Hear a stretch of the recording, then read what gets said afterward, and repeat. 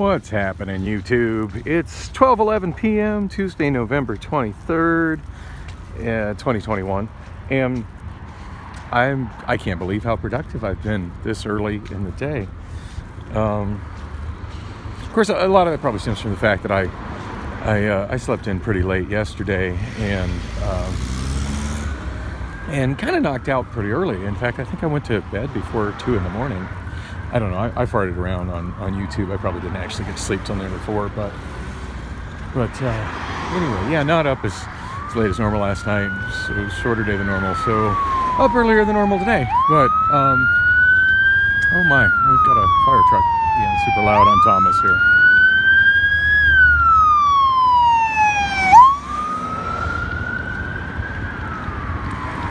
Yikes.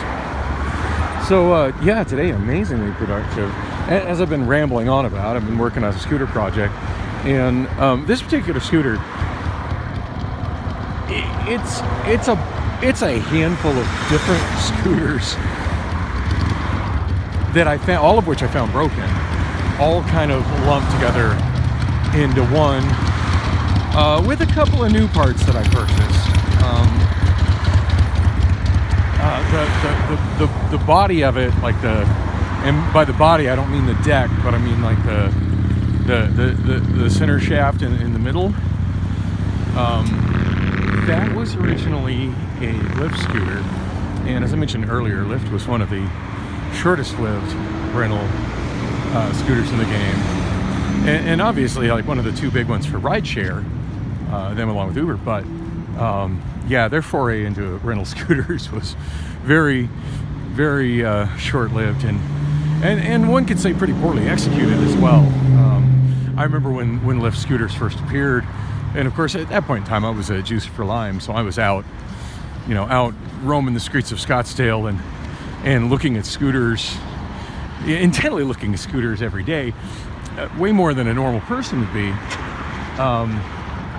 Only because that's what I was doing for a living, but like when I was driving as a juicer, not only would I be paying attention to my map showing me where ones are available for harvest, but I would also be intently paying attention to what scooters were on the side of the road and where. And granted, I when I get into something, I tend to get into it probably more than I should. So in the case of electric scooters, I was constantly, like when I wasn't in the process of chasing a scooter down to pick it up, or running a bunch of, wow, I wonder how hard the car got off the road to do that much damage to that little retaining wall. Damn. Anyway, yeah, when I wasn't actively chasing down scooters or putting out scooters, and was just kind of filling time waiting for stuff to pop up on the map, I would generally just be watching what was on the side of the road, not only looking to see how many ones of other brands were out and where they were, but also looking for ones that were limes. And generally speaking, and not like it was paid anything to do it, I just did this just because it gave me something to do, and it made me feel good about what I was doing.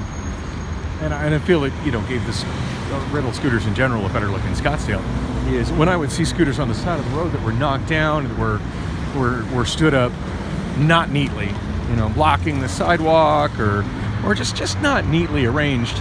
I would pull over and I would neatly arrange them, in rows, in the way that all the scooter companies kind of like to have them. Like for instance, like if this was a scooter hub, which Phoenix never allowed service in this area, I would probably put one to try to have them park parallel with the lines in the pavement,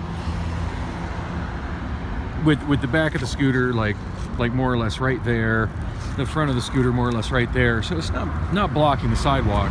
And I would have them neatly lined up, all facing the same direction, with the handlebars facing to the left, and the on their kickstands. It just looking neat. So they look, super presentable for people walking up wanting to rent them, and for people just driving by not renting them. So they see like neatly arranged scooters in a convenient location, as opposed to a bunch of just scooters haphazardly thrown across the sidewalk and off the ground. So anyway, while doing that, of course, I immediately noticed when I saw, a new breed of scooter, and these are black scooters with purple rings on them. I'm like, ooh, what is that? And pulled over and was like, wow, and it had the Lyft logo on it, the same logo that's on their, on their ride share, same logo that's on their, all their ride share app and on the lights they put in the window of their ride share vehicles, and it was like, wow, so Lyft has decided to get in the rental scooter game, and I would say it wasn't even an hour later. I was listening to KTAR that morning, and I saw him as I was putting out my limes in the morning, and not even an hour later, I hear a story about Lime going into the rental scooter business on KTAR. So, sorry, I'm thirsty. Open that Mountain Dew. Yeah, it was. That was kind of exciting, but really, really short-lived. The first Lime scooters, the first.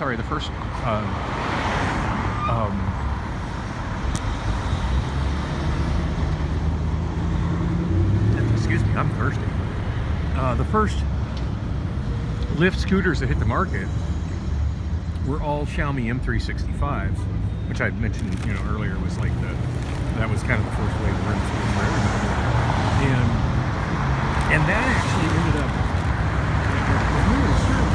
those were very short-lived because they ended up getting a lawsuit from Xiaomi, because apparently Xiaomi had not sold them to be used as rental vehicles. I don't remember the details of it, but anyway, apparently they were not given proper permission from Xiaomi to do that, or maybe it was something in the terms of service that they sold them that they may not be used as rental vehicles. At any rate, the Xiaomi ones pulled off the street real quick, and earlier as I was talking about how easy it was to convert a Xiaomi rental scooter into a personal scooter, I wish I'd have known when and how that was happening. I'd love to have snagged a couple of those. So I got a feeling most likely they were almost destroyed. It's kind of been my experience and what I've read that with rental scooter companies and with rental, in my experience and what I saw online do with their used vehicles, rental scooter companies, also with rental bike companies, Lime being actually both. Generally speaking, when vehicles are pulled off the road, no matter how little use they have on them, by vehicles I mean bicycles and scooters, they're destroyed. Now, I will give Lime a lot of credit. Lime definitely parted out their scooters. Now, I don't know if any of the other companies did that, but Lime definitely went out of their way to take the old damaged scooters and part them out and use those parts to repair other scooters that were worth repairing. So props to Lime for, even if not, selling the used ones and passing them on, because there's a fear of liability of what might happen if one malfunctions.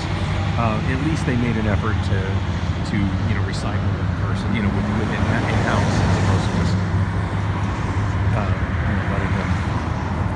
letting them pollute the environment.